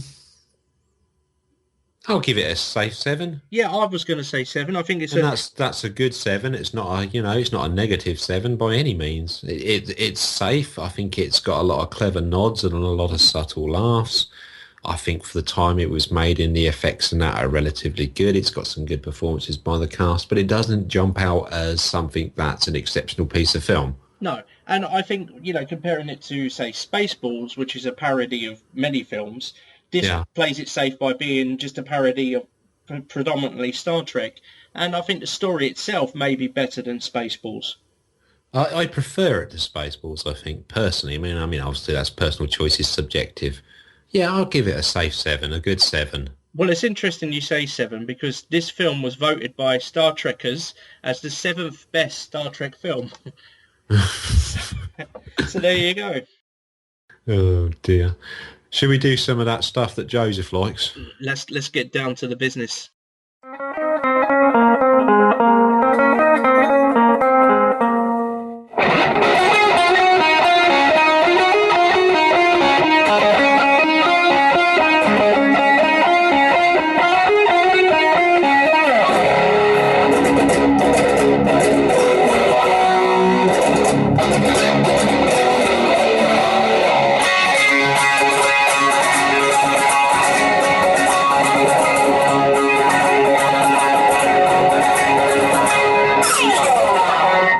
Local news for this episode. Can I just say on local news, when we look at local news and we look at these quirky and funny things, we say it's local news, and most of it is indigenous to the sort of wider East Anglia area where me and Mark both live. So obviously it's local news that crops up in local newspapers, local television, local websites, local media in general. Obviously, we're exposed to that because we live in this area. It might not get noted on a national or international level, but there's stories that are funny and quirky that we come across that we put out there for that discussion. We've been known to stray. We've had local news stories that have gone up to Cumbria where Batman was running about, in Hull. I'm sure we're going to be hearing more out of that place. It's got all sorts on the go. Hull has. Yeah, the Hull mouth. Yeah, the old stinker, wasn't it there? Yeah, the werewolf. The old stinker, yeah, the werewolf. Wasn't there like a cougar thing running around? Well, it is Hull, I suppose. Yeah. Running around the wooded areas. So if there's a story that kind of fits the general local news vein or is really interesting, we do kind of widen that net, don't we, to include that story if it's something that kind of fits in the vein of local news. Well, I've just to add a footnote to that, Dave. My friend Marcus Bell, who I play football with on Monday nights, he actually works for the Cambridge Council, and he said, I don't know if you've heard, but there's been a spate of horse fly tipping recently. And I said, that's not new news to any Hot Wampa listener. You know, that goes way back. So that was the first ever local news story we did. I think so, yeah. And dead horses getting dumped in the fields. But that's, I think, local news. It's more about the spirit of local news. Now, we know from interaction that we have listeners in different countries around the world and different areas. Now, there might be funny or quirky local news stories in their areas that kind of fit the spirit, the theme and vein of the sort of stories that we talk about on local news. If that's the case, get him into us. Email those local news stories to us. Email us the links to those local news stories. Why not read those local news stories yourself? Send them through and we'll put them in the show. But yeah, it'd be nice to get some sort of listener-inspired or listener-local tales. It doesn't matter where you come from in the world. It's those sort of stories that are quirky and funny, but might not make your national or certainly not the international news, which people might enjoy listening to. And that's kind of the theme and vein of local news. So if you're somewhere else in the world and you come across a local story that you think fits into the sort of Hot Wampa theme of local news, send it through to us, and if we can do, we'll give it an airing, won't we, mate? Definitely, yeah. Especially Oklahoma. I'm definitely interested in Joseph's local news after listening to ours. Yeah, that'd be interesting to know. I think we need to get on with our local news, though. Yeah, and these are totally surprise to me because I don't know what Dave's going to say. So let's. No, and another thing as well. Somebody has asked me recently, why do we make up these stories? There is not a single made-up story once in any local news story that we've talked about, is there, mate? No. Every one of them is genuinely read out as it's reported. This is the one part of the show that's definitely not fiction. No, and we do have a wealth of strange things happening around the Shire here. So, as Dave says, definitely true and surprisingly strange. Yeah. This is the first one from this source, because this is the first one we've had. This one comes from the British Forces TV network website. So this one comes from British Military News. Dated the 21st of February 2017, so it's a week or two back, but relatively recent. But like I said earlier, we've got a backlog of local news stories to get through. RAF, Royal Air Force, for our international listeners, RAF employee stole Tornado jet fuel to fill up his van. Steve Coakley, 42, admitted theft by employee after being caught stealing waste aviation fuel from RAF Marham in Norfolk. Military police set up CCTV cameras for a surveillance operation after being given an anonymous tip. King's Lynn Magistrates Court, which I'm sure has featured in local news before. Yeah, it has, yeah. I think that's where a lot of our villains in our local news tales, a lot of our wrongdoers end up in King's Lynn Magistrates, or so they seem. King's Lynn Magistrates Court heard that Coakley also used the substance in his girlfriend's car and an air compressor. According to the Daily Mail, so take it or leave it, Josephine Jones, prosecuting, said, this was not just one vehicle, it was a number of vehicles with other parties. It appears that his involvement was much greater. He had been doing it for a couple of years. His police interview covered a shorter period of 2 months between September and November last year. Coakley, now unemployed, was given a 12-month community order and was ordered to undertake 50 hours of unpaid work, as well as paying an £85 victim surcharge and £85 costs. The court heard he is now living off income he receives from rental properties he owns. Ruth Johnson, defending Coakley, said, he made a full and frank admission and admitted that it was on and off and not a regular occurrence. He is a civil individual now. He is not employed by RAF Marham and is no longer with his partner. This incident has put him significantly out of pocket. Coakley's vehicles, included a 7.5-ton lorry, were handed over to Her Majesty's Revenue and Customs after he avoided paying tax, making a total loss of £4,500. The court heard that police had found fuel stored in 3 jerry cans in his van, as well as a 110-gallon container in his garden. What the hell does Tornado jet fuel work in a van? I don't know. He must have adapted it somehow, I guess. Well, this stuff must be like really well refined. Not only that, it's got to kind of be processed to work at cold and low pressure altitude and stuff like that, isn't it? Well, and also it's quite volatile, isn't it? Sort of this kind of fuel. Well, yeah, it's about releasing a lot of energy quickly. I mean, this thing can sort of push a tornado off a runway in like a matter of 100 feet and be going supersonic in a climb up to 40,000 feet in a matter of minutes, and he's filling his van up with it. What the hell? Was that like an afterburner coming out of the exhaust at the back when he put his foot on the throttle? Yeah, you can imagine the boss ringing him like, you home already? Yeah, I'm on. You can imagine him sitting in his van, sort of, revving the engine, but cut the sound from it and have a bit of, sound from the background of Top Gun. I went to the danger zone. sort of salutes and stuff. I didn't believe that tornado jet fuel would work on a van. Yeah, I mean, I don't drive myself, so I'm not sure. But No. yeah, but yeah, I don't think it's something you would put on in your tank, is it? At And risk how of did he? damaging your vehicle as well. Well, yeah, I mean, if you put diesel in your car, it's, you know what I mean? There's a process to getting you can't start your engine or nothing. So what's it going to be like putting tornado fuel in your transit? Well, I, the guy's obviously lost a lot, hasn't he? And from it wasn't a silly mistake. He'd been doing it quite a long time, so no, it was you know, deliberate. yeah. So Um, he lost his partner. He's lost his job, and he's living on benefits at the moment. So yeah, it hasn't worked out very well for him. I mean, and what did he get the tornado jet fuel from? Did he run a siphon off the tornado? yeah, Yeah, did he deploy the in-flight refueling probe and then stick a piece of hose pipe over the end of that with a yeah, bucket? I mean, he how did blew it into work? it and sucked a bit of fuel out and put it in the van. I don't know. Well, this Yeah, guy must have had a degree of clearance just to get close to a tornado and, you know, yeah, the fuel resources and stuff used on a tornado. I imagine there's a sort of vetting process for employees that get that close to the tornado. yeah. That's right. And it might have started off as a dare or something like that, and he found out it worked, and he just continued to do it. So. Well, yeah, I mean, he was running a lorry of it. He was running a compressor at home from it, storing it up in jerry cans and stuff. It sounds like he was running everything of it. He'd probably start up his own garage out there sometime. You think? Yeah, maybe it'll take off.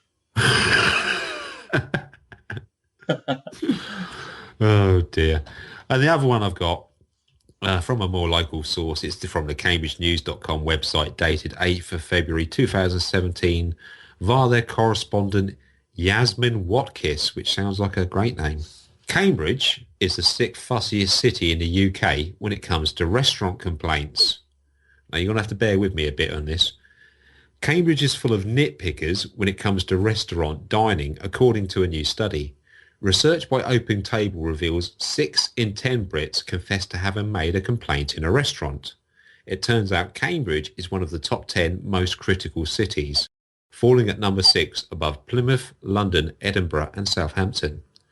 Southerners, and I'd like to make a distinction here, people from Cambridge are Southerners, people from Ely are East Anglians. They are different. Southerners are also far more likely to complain that Northerners and over 55 diners speak up more often than 18 to 24-year-olds. But 44% of all age groups shy away from complaining for fear their food might be tampered with. Yeah. Over half, 51%, expect money off the bill if something is wrong with the food, whereas a more lenient 22% would be happy with an apology. Personally, I think it depends on what you paid for the food and therefore what sort of level of service you would expect. Yeah, that's right. But despite our national penchant for grumbling, almost half of us, 48%, feel uncomfortable when other diners complain. Yeah. It's not only bad food that bothers us. Restaurateurs have revealed diners complain about anything from the music or lack thereof to the restaurant layout or noisy neighbours on nearby tables. I love this bit. The most entertaining grumbles include ice being too cold, champagne too fizzy, and chips tasting like potato. Oh my god. Proving the UK to be a nation of pernickety patrons. Looking more closely at the region's habits, 80% of East Anglians believe the food is the most important aspect, while 8% dine out for the quality of service. Restaurant critic Giles Coran said, as someone who has made his opinions about food loudly known over the years, it comes as no surprise to me that learned that 6 in 10 Brits are not afraid to complain in restaurants. It is very important when complaining, however, to be polite and friendly to waiting staff at all times. After all, it's not their fault there wasn't enough jam in your donut, or horrors of horrors, your salad was too green.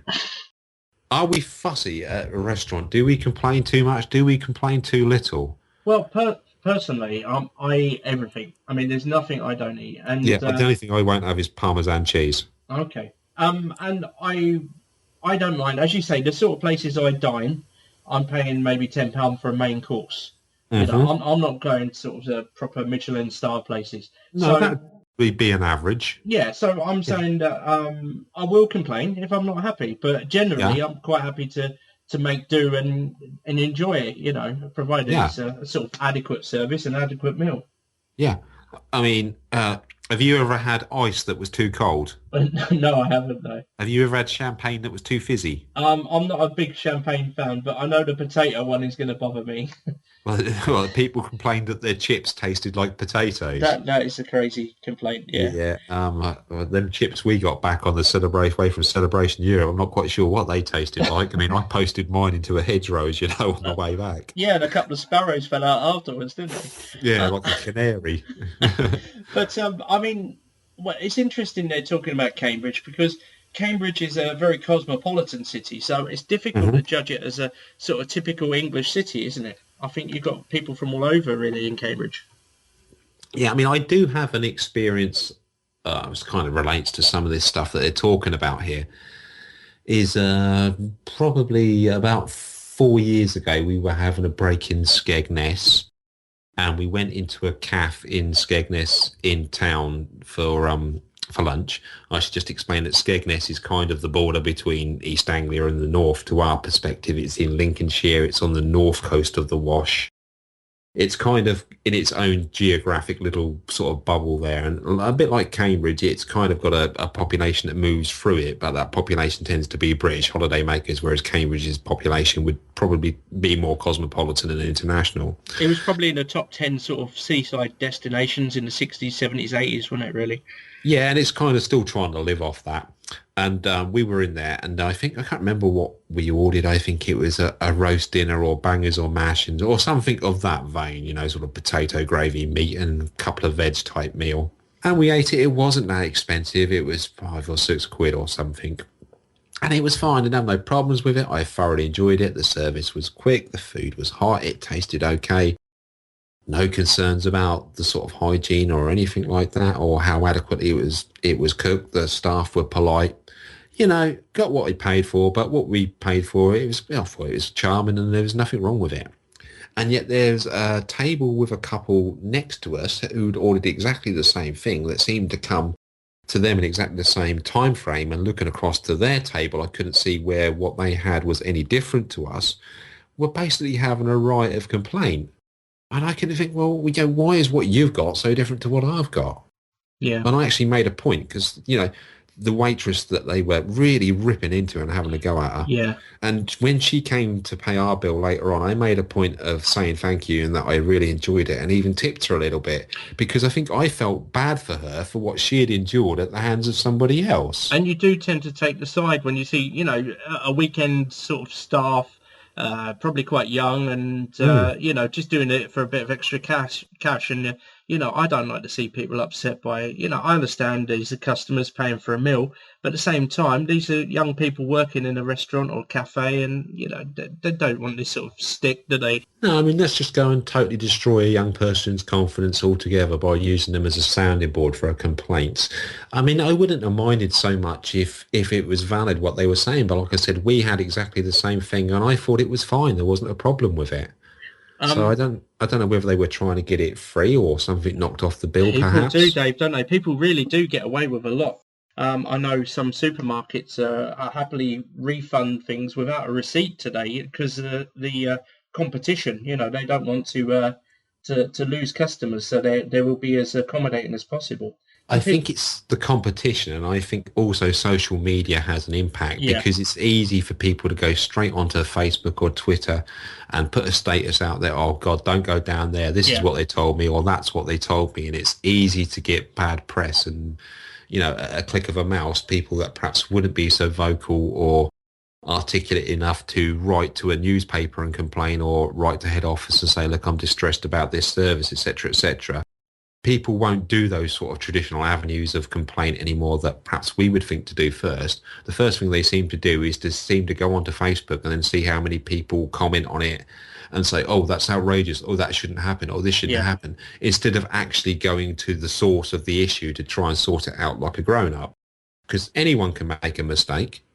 I mean, I used to work in the service industry. As you know, I used to work at Minster Tavern in Ely. And personally, the worst day was Sundays because people arrive in Ely. It's a lovely tourist town. People come to see the cathedral. And the first thing they want is their dinner within like 10, 15 minutes of ordering, a Sunday roast, which in a pub it's not easy to get it there on time. No. I can remember one guy. He was complaining. He came in with I think his mother and wife and a couple of kids, and it was very demanding. But they came to order, took the order, and he gave me some special gravy. It was for the grandmother. I think it was like gluten free or something like that. So Okay. I made it. I thought, right, I'm not going to give this guy any reason to complain. You know, I'm just going to make sure everything's perfect. So I got this gravy made, put it on the grandma's side, took it Well, I out. was just given a bisto. She had never known the difference, mate. Well, this is where the story gets a bit awkward because I took the meals out and I'm cleaning up the pub. You know, it was quietening down. It was like 3 o'clock in the afternoon, so less tourists coming in for lunch and stuff. And Okay. I heard a loud coughing at the back of the pub. And I thought, oh, bloody hell, you know, maybe I've got the gravy mixed up and this lady's choking. So I ran to the back of the pub, and it was the lady and the man and the family just staring at her as she's dribbling, coughing her guts up. So I get behind her and I managed to do a bit of a Heimlich manoeuvre and sort of pull her rib cage up. She spits out a large piece of pork that flies across the pub. And I thought, well, you know, I've done a good deed for the day. But the worst thing is she proceeded to vomit all the meal all over the table, all everywhere else. And, you know, I'm seeing this thinking I've got to clear that up now. The family just all stood up immediately when she did that. They went to the bar, paid for the meal and left, as promptly as they came.